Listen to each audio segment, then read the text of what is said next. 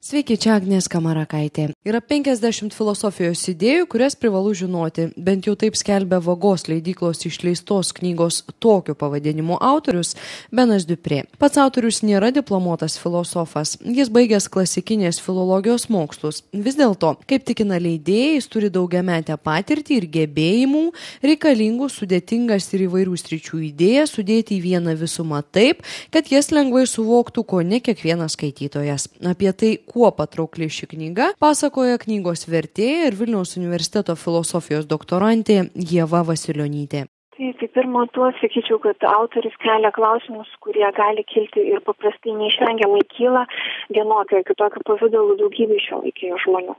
Tai yra ir etiniai klausimai, tarkim, ar etinės normos reliatyvios, ar jos vis dėlto universalios. Tai yra gyvūnų teisių klausimai arba žinojimo klausimai, ką mes galim žinoti tikrai egzistuojant ir taip toliau. Ir nors žmonės gali neįtarti, kad tai filosofinės problemos, jie ieško šitų atsakymų ir tokiu atveju knygoje tikrai yra brandžių svarstymų ir vertingų argumentų, kurie padeda tų atsakymų ieškoti ir yra tikrinami jau ne vieną tūkstantmetį. Be to, aš pati didžiuliu šitos knygos privalumu laikau būtent probleminį, o ne chronologinį filosofijos dėstymą.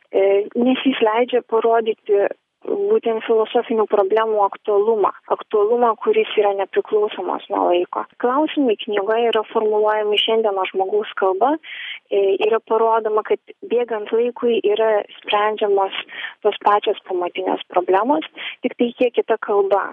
Tai yra priklausomai nuo kintančio mūsų pasaulėvaizdžio. Tarkim, senasis sielos ir materijos dualizmo klausimas yra formuluojamas sąmonės ir kūno santykio terminais ir taip toliau. Tai apskritai didžiulė knygos dalis yra skirta šiuolaikiniai filosofijai, dėl ko manau, kad knyga galėtų patraukti ne tik vyresnių klasių moksleivius ar studentus, kas būtų visiškai reali knygos tikslinė auditorija, bet ir, sakykime, 1-2 kurso filosofijos specialybės studentų. Nekalbant jau apie įvairaus amžiaus smalsius skaitytojus tiesiog. Dar vienas svarbus dalykas yra tai, kad knygos stilius yra žaismingas, šmaikštus ir tai leis patirti skaitymo malonumą.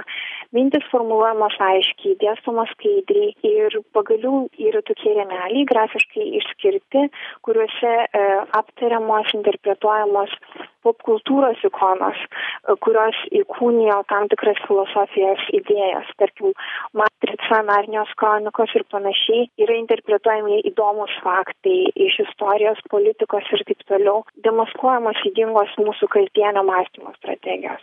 Kokia galėtų būti šios knygos vieta jūsų manymų kitų knygų apie filosofiją kontekste?